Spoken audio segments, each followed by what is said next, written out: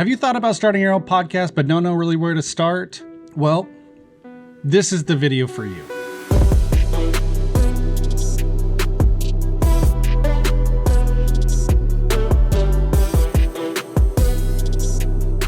Thanks for joining me and welcome back to the channel. I'm going to break it down section by section to talk about some of the most important things that you need when it comes to making a podcast. Our two main sections are hardware and software. What do I mean by hardware? Hardware is your mics, your audio interface, your camera if you want to do video interface, which I'll talk about in a little bit, along with headphones and anything else you may need to create your own podcast. I'm going to do my best to break every section down by budget, middle range, all the way up to I don't really have a budget. I want to spend whatever I want to spend, and I've got tens of thousands of dollars to spend on whatever I want to. First, let's talk about mics.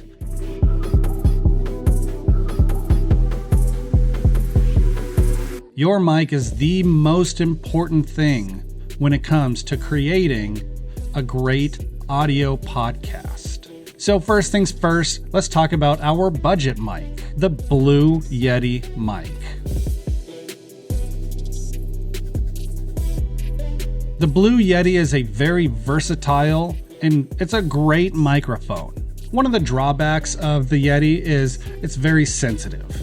It's going to pick up a lot of room noise. The reason why it's a budget mic is because the mic is all you need. It's a USB mic, so you can plug it straight into your computer to get your recording, and you don't need a secondary interface to connect it to your computer. It is budget friendly. It'll run you anywhere from $100 to $130 depending on sales. You can get it on Amazon and most of your other websites. I prefer to shop for my electronics and my audio electronics at Sweetwater, sweetwater.com. They're a great company and their customer service is really second to none. Your next level of mic are going to be your mid-grade mics. There's a ton of great options for mid-grade mics out there. These are two of my favorite for your mid-grade mic and two of your better options when it comes to creating your podcast. These are both dynamic mics, so it'll be able to pick up your voice a lot better and then block out a lot of the room noise. The drawback about these is you do need an audio interface to be able to connect it to your computer so you can run your podcast. Your first in your mid-range mics is going to be the Rode PodMic. The Rode PodMic is a dynamic mic that is essentially created for podcasting and for the spoken voice. It's a broadcast quality microphone. It really is a great option, and it won't set you back a whole bunch when it comes to the price. The PodMic will set you back about $100, but it's a really good option if you want to bring on a guest and have a secondary person, or maybe there's 2 or 3 of you and you don't want to break the bank to go and purchase a really, really expensive mic. Your next option for your mid-range mic is your Shure MV7X. The MV7X is also a dynamic microphone like the Rode, so it'll do a really good job of picking up your voice and not the room around you.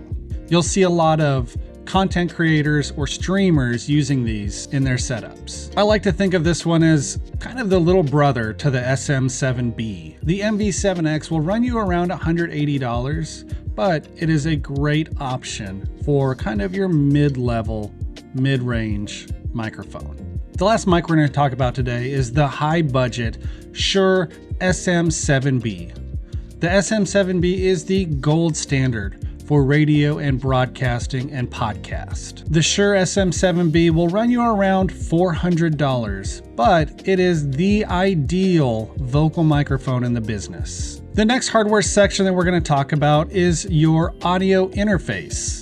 The audio interface is what you'll plug your XLR microphone cable into. It takes the audio signal from the mic, converts it, and sends it onto your computer. With the audio interface, I only have 2 different options. I have your mid-range and your high range. The reason why we don't have a low is because if you use the Blue Yeti to do your podcast, you don't need an interface. My picks for the mid-range, there's 2 of them, and they're really kind of the same thing. It just depends if you plan on just you being the podcast host forever, or if you plan on bringing in a second guest or a second host. My picks for the mid-range audio interface is the Focusrite Vocaster 1 or 2. 1 if you have one microphone, and 2 if you have two microphones. They have all of the options and features that you need to be able to adjust your headphone output and your audio input levels. The Vocaster 1 will run you around $149, and the Vocaster 2 will run you around $249. If you think at some point you're going to want to bring on a guest or that second host, I would advise that you go with the Vocaster 2. The next section in our audio interface is your high budget options. My pick for your high-end budget option is going to be the Focusrite Scarlett 18i8. This version of the Scarlett gives you the option to plug in 4 microphones at once, where you can have 4 people on at the same time. The next option for the high budget audio interface is the Rode Rodecaster Pro 2. The Rodecaster Pro 2 has the option of having 4 microphones plugged in, plus it has a lot of really cool features to where you can bring in your own audio drops, or you can program different buttons to do different sounds while you're doing your show. I will say it does look pretty intimidating at first, but after a little YouTube University, it's pretty easy to get the hang of. The Rodecaster Pro will run you around $700. The next part of the audio hardware is it's one of the more simple ones, but it's your headphones. You don't necessarily need to use headphones in your podcast, but if you want to bring on a virtual guest and be able to interview them, I highly recommend that you use headphones. Part of the reason why you need them is if you try to play sound or the other person speaking while your podcast is going on and your live mic, you'll be able to pick up their sound, and there will be a weird echo that'll be tough to deal with. So if you do plan on bringing a guest and you want to be able to hear them clearly and not have to worry about any of that post-production blues, I recommend that you use headphones. Here in the studio, we use the Audio-Technica ATH M20X. The ATH M20X is a really good budget-friendly option when it comes to using headphones. The ATH M20X will run you around $50. The next level up from that is the Sennheiser HD280 Pro. These are the ones that I use to do my editing. Part of the reason why I like it is they have a very good frequency range inside, and they do a really good job of blocking out the external sound when I'm trying to edit my audio files. The 280 Pros will run you around $100. The next level up from that is the Audio-Technica ATH M50X. The ATH M50X will run you around $150. The next section we're going to go on to is your camera. If you plan on doing a video podcast, then you want to make sure that you have a good quality camera. If that's not in the cards for you right now because of budget, there's a couple ways around it. My budget-friendly pick for a video podcast is going to be just a basic webcam. You can go and get one of your normal Logitech webcams, and it'll provide a decent picture if you're really wanting to start out. And then once you figure out if podcasting's for you or if video podcasting for you, then you can upgrade and, get a little bit better camera. If you plan on using maybe a camcorder, maybe a DSLR or a mirrorless camera, then you need to make sure that you have a video capture device. What a video capture device is it takes the signal from the HDMI cable, it converts it and runs it into your computer so you have a workable webcam-like signal to come in. At that point, you can utilize whatever camera you want to that plugs in through the HDMI. The video capture device will run you anywhere from $20 to about $250. You can find them for cheaper too on Amazon. I honestly don't have a lot of experience with these devices because we use a multi-channel option here in our studio. I'll make sure to put a couple links down in the description of video capture devices that you can find, and really honestly probably any of them from Amazon I imagine will get the job done. The non-budget friendly option for this is if you do plan on having multiple cameras. Here in the studio we run a 4-camera system.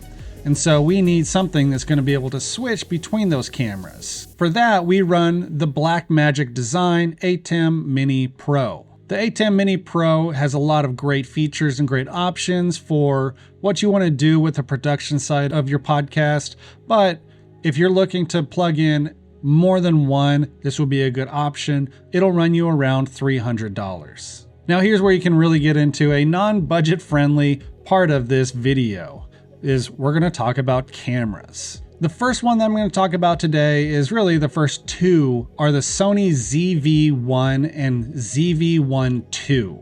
The reason why I like these cameras is they're vlog style cameras. They're lighter, they're more compact, but they also have a usable zoom feature built into the camera. And you don't have to go get your own lens to use with the camera. If you know anything about cameras already, then you know that the body is going to be expensive, but really where it gets expensive is the lenses. The ZV-1 series will give you a good quality picture, and it's versatile so that you can set the zoom wherever you want to in the room. I would avoid the ZV-1F because it's only a wide angle shot. The Sony ZV-1 and ZV-1 II new will run you anywhere from $650 for the ZV-1 to about $900 for the ZV-1 II. The next option that we're going to talk about is the Sony A6 series. In our studio here, we use the A6400 and the A6000s. The A6000 and the 6400 are great options if you're needing something that's a little bit more budget friendly, you don't want to break the bank, and you want good picture and video quality. Here in the studio, we use one 6400 and we have two 6000s. There's a drawback to these because you have to get your own lenses, but if you're looking for something that has really good quality video and pictures, this would be a great option. When you're looking at lenses, you can get a lot of different kinds. Sony makes their own. I think they're a little expensive for what they are. If you're looking for a really good option for a lens and you don't want to break the bank with a Sony lens, I recommend looking at Sigma lenses. They have a really good variety of lenses to choose from prime, which is just one set focal length, all the way to zooms. Good quality Sigma lenses will run you from $300 to $550, but you certainly can go a lot more than that if you need to. The lenses that we use here in our studio, they're the $300 and $550 variety. The Sony A6000 shoots in 1080p only, and the 6400, which is our main camera that we use, it'll shoot in 1080p or 4K. A used Sony A6000, if you're looking for it used on eBay, will run you anywhere from $350 to $500. And then a used 6400 will run you probably around $500 to $850 online. If you're looking for a new 6400, it'll probably run you around $750 to $850 online, but they are harder to find. I will tell you, it's really tough to find a 6000 new, but you can find some really good quality used A6000s on eBay. If you really don't care about budget or how much you spend, I would recommend that you get the A7S III from Sony. Obviously, you can tell I like Sony for video. I think they make a better quality product than the others. Some people are Canon people, and that's fine. I think they do a good job for pictures, but for video, I like Sony. Sony A7S III is your video powerhouse of the Sony line.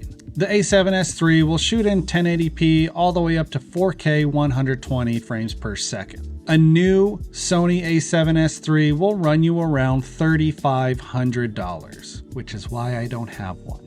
If you're wanting to shoot more than one camera and you don't want to break the bank to buy a bunch of extra cameras, Logitech has a really good option with their Mevo line. Their Mevo line is a multi-camera wireless bundle that you can get with 3 separate cameras.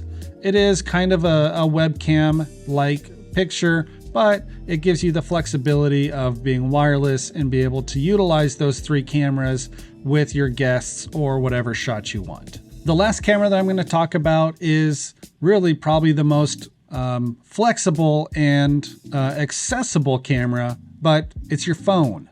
I don't know if you believe me or not, but I'm actually using my phone to shoot this video to show what you can do. The cameras on your phones really have come a long way in the last several years and probably will only get better from here. So if you're looking for a very good quality option for a video podcast, use your phone. You can use a cord to hook up to your computer to run it like a webcam, and then you can record on your computer just like that. So those of you who are saying, I don't have the equipment, I don't have the knowledge, and I don't have the money to be able to make a good quality podcast, I'm telling you right now, I promise you do. If you see right here, I have my camera, which is my phone, which cost me, as much as it cost to get my phone. And then I'm using my Blue Yeti, which cost around $100 to $130. So all in for this setup, you're looking $100 to $130 plus the cost of your phone that you already use every single day. Now, going on from there, we're going to go on to our second section, which is software. What is the software that you'll need to be able to record, to edit, and to distribute your podcast? First, let's talk about recording. If you're only looking to record just audio, there's a couple options that you have. I highly recommend going and downloading Audacity. If you don't already have Audacity on your computer, Audacity is an open source free program that you can download, and it has a ton of great options for recording and editing to get a high quality audio product. Another great option for audio recording is Adobe Audition. Adobe Audition is a great service if you're not worried about the paid part. Adobe Audition will run you $21 a month, or you can get the full creative suite from Adobe, which includes Photoshop, Premiere Pro, and a ton of other options for $55 a month.